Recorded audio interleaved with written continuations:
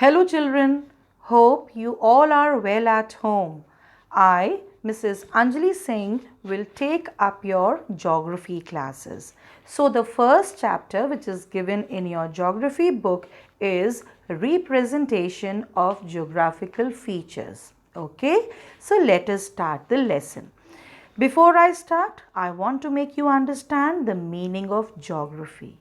The word geography is derived from the Greek words geo means earth and graphy means knowledge. It means the knowledge of the earth.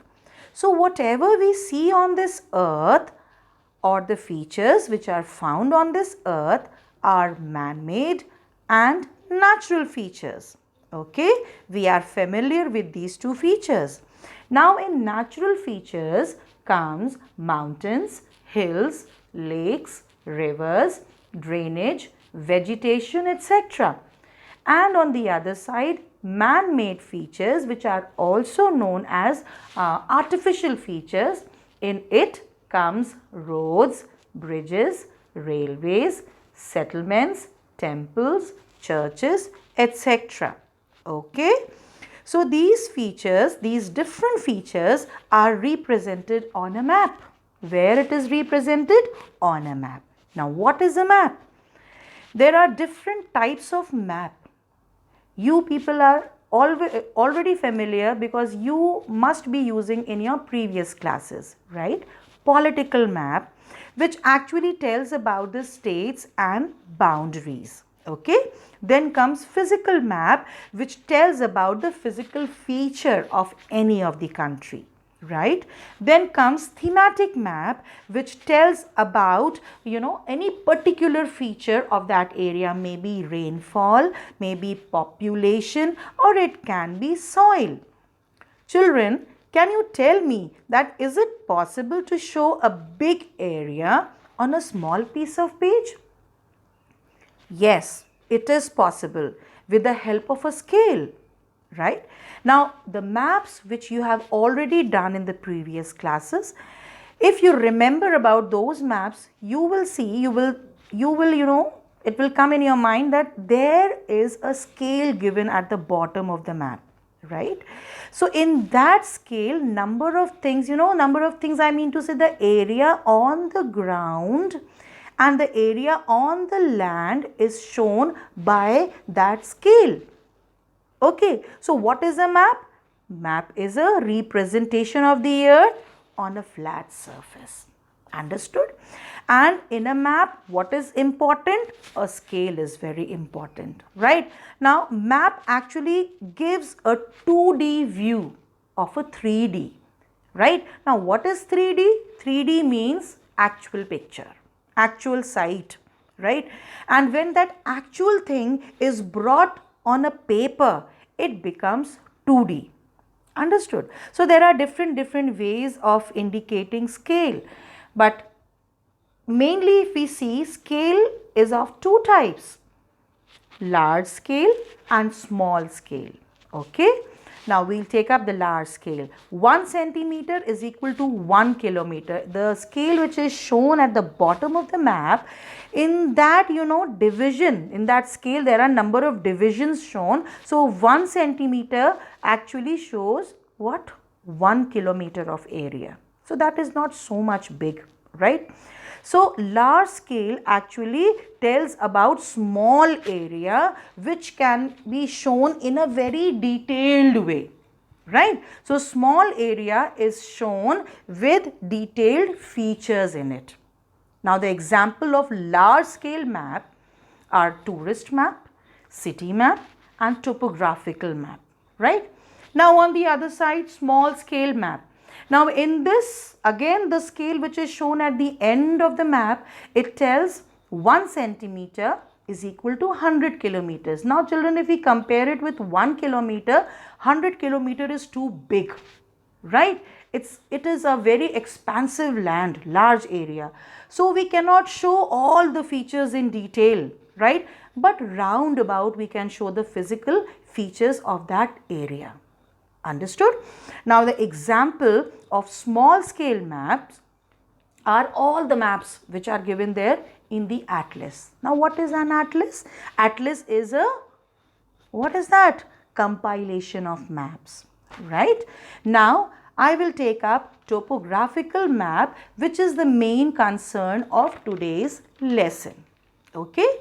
Now a large scale map in which we show man-made and natural features of an area, right, is called a topographical map. Okay. Now who prepared this topo map? This is also very important. Survey of India. Okay. So we can show number of things in a large scale map. Why? Because it is a detailed map. Okay. So we can show elevation. Elevation means the height from the sea level, right? We can show relief. Relief means landform, like hills, plateaus, mountains, etc. We can show drainage system, right? From where the river is passing by, where, in which area the waterfalls are found, etc. And in man-made features, we can show roads, railways and settlements. Settlements can be temporary or permanent settlements, etc.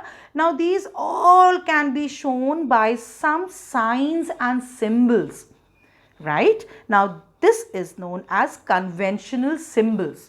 Right? Now here on the screen you can see, children, that everything is given very clearly. If borders are shown, if the perennial sources means the water bodies are shown, different ways and different signs are used for that. Why? Because we are giving a detailed picture of that area. Understood, children? Okay. Now these symbols are accepted universally, right? It will be shown in any map, the same thing, right? So colors, there are some particular colors which are used in the topo maps. Now here on the screen you can see the picture of a topo map or topographical map. Okay. Now number of colors you can see on the map, right? Now yellow shade, wherever it's a big area of yellow color, it is telling about the cultivated land, right? Then you can see white area, right? White color shows the uncultivated land, right? Then blue color shows the perennial sources of water, means the continuous source of water like river, stream, tank, well, etc. Then you will see black color also, black some written matter, right? That is the things, some things which are denoted, which the surveyor want to tell you about that area is written with black color. Okay. Then red color. Red color is used to show the roads and settlements. Settlements means houses where the people live. Even you will see the grids. Grids means lines. Can you see the lines on the map which are running from top to the bottom of the map and from west to eastern side? Okay. So this is also shown with red color. Even the marking there, the numbers are marked with red color. Then comes brown color. Brown color is shown to to tell about the contour lines. Contour lines. I will tell you contour lines afterwards. Then comes green color, which tells about the vegetation, the area which is covered with vegetation, right? Or maybe the forest area. Then railways, bridges, and writing, I've already told you, that is done with black color. Okay. So by these colors you will actually come to know, or you can read the map very easily. Understood, children? Okay. Now I will explain you about relief, or you can say the landform, right? Now relief is identified by two features, right? So first of all, it is, now what is relief? Elevation. Somewhere you will find mountains, somewhere plateau, somewhere high, the land area moves high and then it comes down. This is what called landforms, right? So first of all, it is spot height. Then second is contour.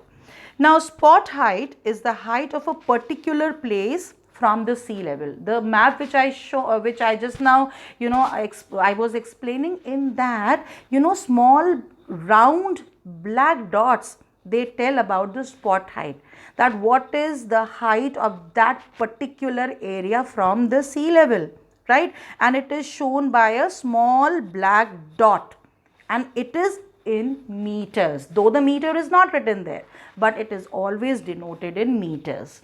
Okay. Then comes contour. These are the imaginary lines which joins the places having same height. Okay, you will see number of lines running, around, round and round and round. It tells about the same height of that area from the sea level.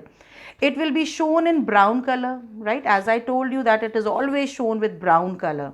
It never intersect each other, but sometimes it happens, it intersect, or sometimes the line touch each other. In some exceptional case, if there is breaking of slope, these line do touch each other, and they form different features like waterfall or cliff. Understood? Okay, now then you will get this heading in your book, that is types of slopes. Right, now here you will get the actual picture of the contour lines. Understood? Contour lines which tells about the slope, right? I already told you that contour lines actually tells about the elevation of the land, it tells about the steepness of its slope, and it tells the shape of the land at various height. Okay, and the lines, as they are drawn, number of lines, the difference between two of the lines, there are so many, there is difference between lines shown, which actually express about the interval of the spacing, right? Interval means that first line, the first line will tell about that all that area from where it is passing by is of 100 meters, right? 100 meters high from the sea level. Is that very clear? So in gentle slope, two of the pictures are given there of gentle and steep. Now when the degree or angle of the slope of a feature is very low, now here you will see the slope which is shown with dark brown color. It is a side of the mountain, isn't it, children? Isn't it? You will see that it is having a very gentle slope, and if you are asked to climb this sort of slope, you will be able to run on it. Understood? Now if you see another one that is having a steep slope, it means the slope which is harshly falling down, right? Nothing can stop on that slope, right? No one can walk easily on it. So this tells about the steep slope. Now very beautiful thing which you will see in these two pictures, that in the first picture of gentle slope, the lines are very far from each other. Isn't it, children? Can you see? Okay. It means if the lines are far apart, it will make which type of slope? A gentle slope. Understood? And when in the other picture you will see the lines are very near to each other. Right? So if the lines are very near to each other, it will tell about the slope, that it is very steep, okay, or maybe just like a wall. Understood, children? Okay, now let us come to the contour pattern. Right, now this I have made a contour pattern which shows a conical hill. Right, a conical hill is a hill which is very pointed from the top. Right, now here you will see that number of red color or brown color lines are drawn in it. Okay, and then the height is also shown, that the first line which is on the outer side, not on the middle side, the outer side is 300, and as we move into the center of the lines, the number keeps on increasing. Why it keeps on increasing? Because it tells that the outer part of that mountain is not having that much height. Then as we move up, and as we move up, it keeps on, the height keeps on increasing. Understood? Okay. Now comes the another one, that is contour pattern to show a plateau. Now there in the previous picture what was there drawn? The circular pattern. The lines were in circular pattern, right? And here you will see that the lines are, the lines are not so much narrow. It is in oval pattern. Understood? So this oval pattern means that the middle part, which is showing 700, will give the picture of a plateau, right? Because we know about plateau, that plateau is a tableland and the top part of the plateau is flat. So 700 will be flat, right? And as we move to the sides of the plateau, it will have a different meters of height or slope. Understood, children? Then comes the contour pattern of a ridge. I will explain you afterwards. Just see the picture just now. Contour pattern of a ridge. Now ridge is what? Ridge is actually a chain of hills. Chain of hills, right? You will see a big oval shaped contour line, and inside there are three small contour lines, right? Now these small contour lines are highlands, right? These are hills. Understood? Three hills, and in the middle of these three hills is lowland. Understood? Now this lowland actually tells about the coal, right? COL, and then gap, then saddle and pass. So this lowland changes into coal, gap, saddle and pass. Okay, this is COL, not COAL, right, children? Okay. Now comes the picture, actual picture by which 3D can be shown into 2D. Understood, children? 3D means a mountain.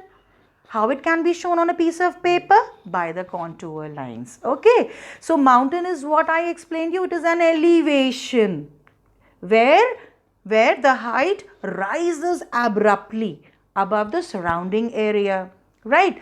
And as you can see in the picture, that the contours, the lines, dotted lines which are coming down is giving the shape of a mountain. Understood? Now you will see that here the marking is from 800, 9, 1000, 1100, 1200 and 1300. Understood? The same thing it is shown in the downside, that is 800, the last line is 0, then 8, then 9, 1000, 1100, 1200, 1300, but in meters. Now as these lines will come down, when 800 line will come down and rest on the line which is on the bottom side, it will come and get attached with the 800 line. Understood? The 900 line will come and get attached with the 900 line. Okay, and this way it will go on, and then afterwards when these points are joined together, it will give a picture of a mountain. Okay, so generally there are several summits in a mountain. Now we know that mountain is very big in size, and there are inside the mountain there are many peaks, right? Small hills. Okay, then comes the conical hill. Now conical hill, which I've already shown you on the screen, that this is a natural elevation. Again elevation, but smaller than the mountain. Mountain is very big, but hill is small, feature.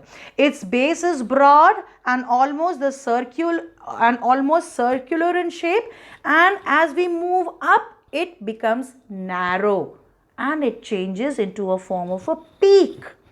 Understood? Understood, children? Right? So which type of contours can be drawn in it? Circular. Understood, children? Then comes plateau, which I've already explained you, right? Plateau will have which type of lining? It will have oval lining. The first middle line will be very wide, and then rest of the linings will be very close to each other. What is a plateau? Yes, plateau is a tableland. Okay, so this way we can show these features. Then comes a ridge, which I've already explained you that ridge is a chain of hills. right? So this way also you will come to know that the picture which is shown in the bottom part will, is giving that scene that there are three hills in a ridge. Okay, and here you can see very clearly that there are three, small peaks, right, which is three in numbers, and there are three hills.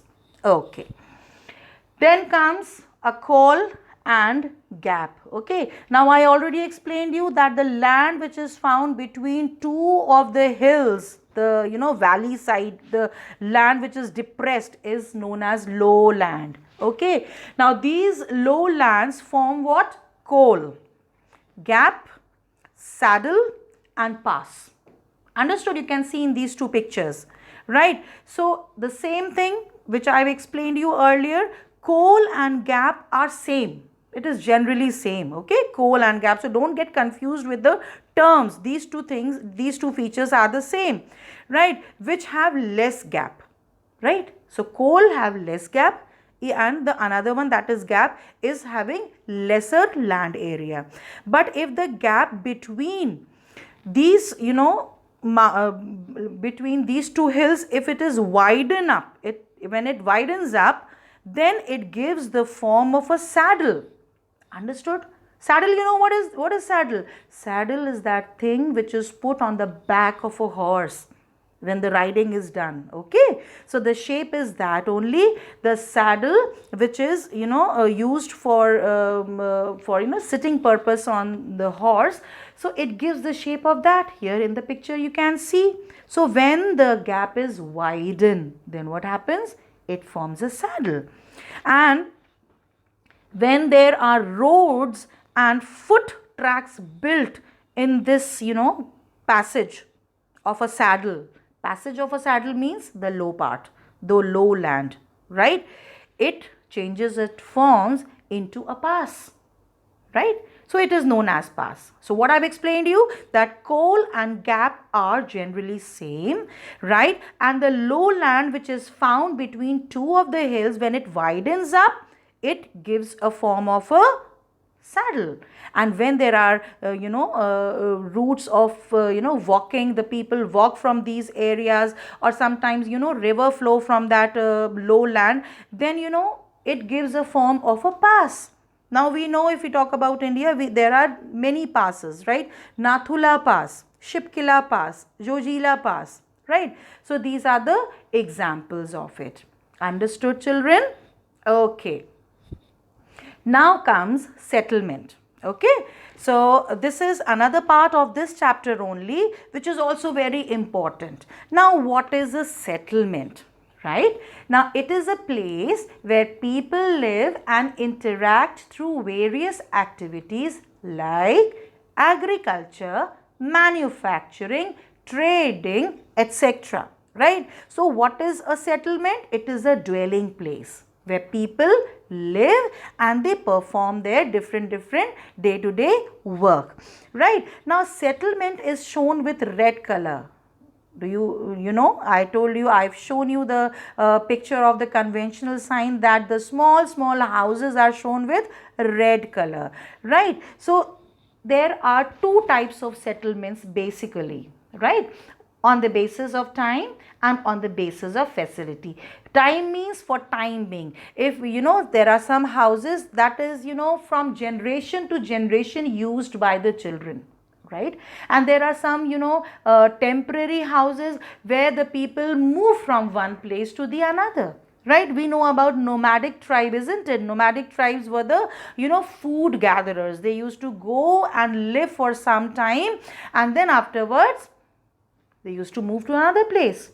And on the other side, we will see on the basis of facility that in rural area, rural means in village area, there are different types of houses, right? And in urban area, there are different types of houses. Now here you can see the pictures of temporary settlement. Temporary means for some time only.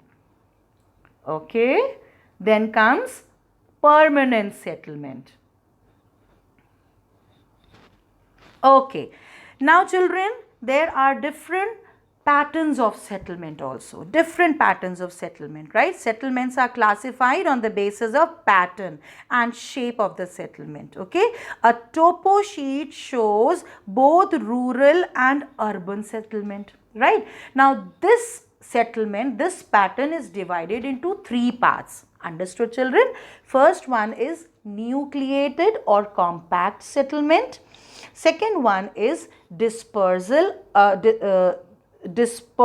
or scattered settlement, okay, and the third one is linear settlement. Understood? So the second one is dispersed settlement, or you can say scattered settlement, right? Now the first one I'll take up, that is nucleated settlement, right? Now here in the picture you will see number of houses gathered together, right, very close to each other, right? So this is what called compact or nucleated settlement, right, which have a number of houses built close to one another along a narrow street, right? It can be near to a fertile area, it can be near to an industrial area, it can be near to that area where people can live and start some work. And children, you know very well in history, I've already explained you in the previous classes that all the civilization, they flourished near to the rivers, isn't it? Why they flourished near to the rivers? Because they wanted water, they wanted to do farming, and river was that perennial source of water. Understood, children? Okay, then comes the dispersed or scattered settlement. Here you will see in that circle, the houses are very far apart, very far, right? Now in comparison with nucleated settlement, a dispersed settlement is characterized by scattered houses. Houses are very far from each other. Okay, and why it is very far from each other? It is just because of, you know, the highland which is found there, which is not suitable for the living of people, the poor soil which is found there, right? It means the adverse effect of the climate is, you know, found there. So this is the reason that people, you know, they live there, but very less population is found there. So we can see that the houses, the red, you know, squares are shown very far from each other. Then comes the linear or ribboned pattern. Now in this you can see that this sort of houses or settlements are very close to, you know, the canals, or near to the railway line, or near to the road sides. Okay, everybody wants to take advantage of the front of the main road. Understood? Now the growth of this settlement also depends on what? Very important thing, that is the availability of water, right, for domestic purpose, for agriculture, and also for industrial use. Understood? Now here you can see all the three settlements in one picture. Now nucleated settlement is very clear. It means a group of houses very compactly drawn, right? Then comes dispersed. Houses means very far from each other. Then linear houses, linear settlement means the houses will appear like a ribbon near to a railway track, or near to you know, road. So this is what is about the settlements. Okay, now children, I have explained you the chapter, and I don't think so you will be having any doubt, right? Now your duty is to read the chapter at least 3 times. Okay, you must be having the pics, or if you have the books with you, that is also very good. Read the chapter and then just listen to the explanation, listen to my video, see to my video, and try to understand. And I have made it everything very, very easy. Okay, now you people have already got the question answers, right? Now it is your duty, if you have your copies with you, right, you can start the work on it, right? And there should be, you know, the work should be very neat and clean. You know very well that I am very particular about neat and clean work, right? And you are not going to use whiteness, Is that very clear? So do your work very neatly. The questions should be written with black. The answers should be written with blue gel pen beautifully. The lines should be drawn and the work should look appealing. Is that very clear? So children, read it carefully and thank you children. God bless you.